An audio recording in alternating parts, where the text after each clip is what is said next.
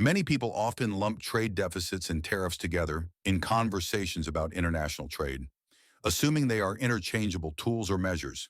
In reality, they are very different, and understanding this difference is crucial for making sense of economic policies and their impact. Let's begin by looking at the trade deficit, which is simply the gap between what a country imports and what it exports. The key thing to know is that this is a value-based measurement, meaning it's calculated by multiplying price by quantity. For example, imagine the United States imports 100 million smartphones from another country. If each smartphone costs $300, the total import value is $30 billion. That full $30 billion counts toward the trade deficit. Now let's say that the price of those smartphones increases to $400, while the US still imports the same 100 million units. The total trade value becomes $40 billion, even though the quantity didn't change at all. That extra $10 billion adds to the trade deficit. So the trade deficit increased just because the price rose, not because we bought more goods. That shows how trade deficit is directly influenced by both the price and the volume of imported goods. Now let's turn to tariffs, which are taxes imposed on imported goods. Tariffs are calculated only based on price, not on quantity. So if the US government imposes a 10% tariff on each of those $300 smartphones, it collects $30 in taxes for every unit imported. If we import 100 million of them, the government collects $3 billion in revenue. But here's the twist. Tariffs usually make goods more expensive for consumers. With that same 10% tariff, the final price of a $300 smartphone might rise to $330. The extra cost is often passed on to the buyer. And what happens when prices go up? People usually buy less, especially if they don't see the product as a necessity. This brings us to a fundamental principle of economics: price elasticity of demand.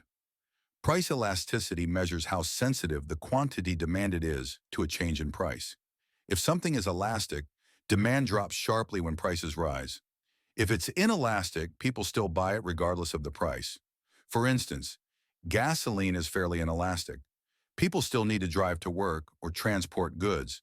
So even when gas prices go up, demand doesn't fall much. But products like clothing, electronics, or furniture are more elastic.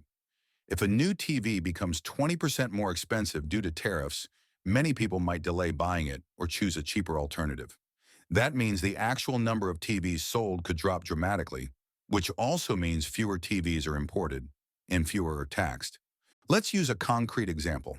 In 2018, the US government imposed tariffs on imported washing machines from countries like South Korea and China. At the time, the average price of a washing machine was around $750. After tariffs were imposed, prices jumped to over $900 within months. As a result, many consumers held off on buying and sales dropped. A study from the University of Chicago and the Federal Reserve estimated that although the government collected about $82 million in tariff revenue, U.S. consumers ended up paying an additional $1.5 billion due to higher prices. That's nearly 18 times more than the tariff collected. So not only did demand shrink, but American consumers bore the burden of the cost increase. This shows how tariffs may raise prices, reduce quantity demanded, and still result in less overall import activity than before. That affects both the trade deficit and the revenue collected from tariffs, but in ways that are not always intuitive. Let's go back to the clothing example, which most people can relate to. Say you typically buy 5 new shirts every season, each costing $20. That's $100 per season. Now imagine a 25% tariff is added on imported clothes, pushing the price up to $25 per shirt. Would you still buy 5 shirts? Maybe not. You might buy 3 or 4 instead. That's elasticity in action.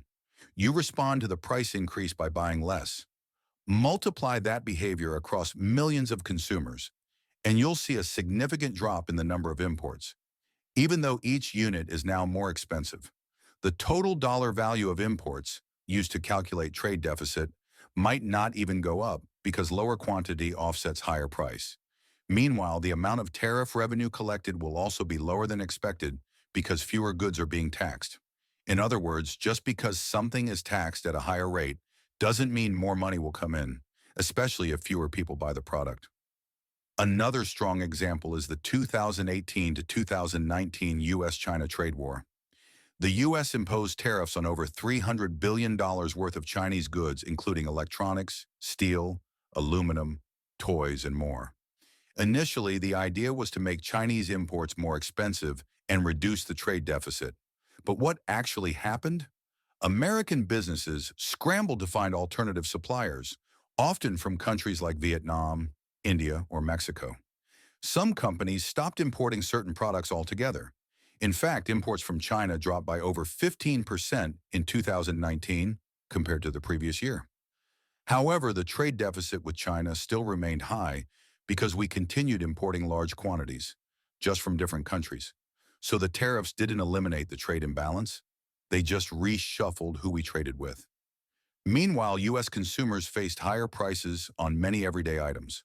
One of the biggest misunderstandings is the assumption that adding a tariff, say 25%, automatically means 25% more tax revenue. That would only be true if people kept buying the same quantity of goods as before, which almost never happens. Prices go up and quantity goes down. And how much it goes down depends on how sensitive people are to price changes, how elastic the good is. Economists use real data and price elasticity estimates to make predictions. For example, clothing imports tend to have a price elasticity between negative 1.5 and negative 2.0. That means a 10% increase in price can lead to a 15% to 20% drop in quantity demanded. So if a country imports $100 billion in clothing and a tariff raises prices by 10%, it could easily result in imports falling to $80 billion or less. So instead of collecting $10 billion in extra tariff revenue, the government might collect only $8 billion, or even less if consumers shift to domestic brands or cut spending entirely. In conclusion, tariffs can indeed raise revenue and influence trade patterns, but they don't operate in a vacuum. They affect consumer choices, business strategies, and global supply chains. At the same time, trade deficits are just a snapshot of total trade activity influenced by both price and volume. Mixing up the two or oversimplifying their relationship can lead to poor policy decisions. And any meaningful analysis of tariffs must include an understanding of price elasticity. Otherwise, it's like trying to predict the weather using just temperature without looking at wind, pressure, or humidity. You're only seeing part of the picture.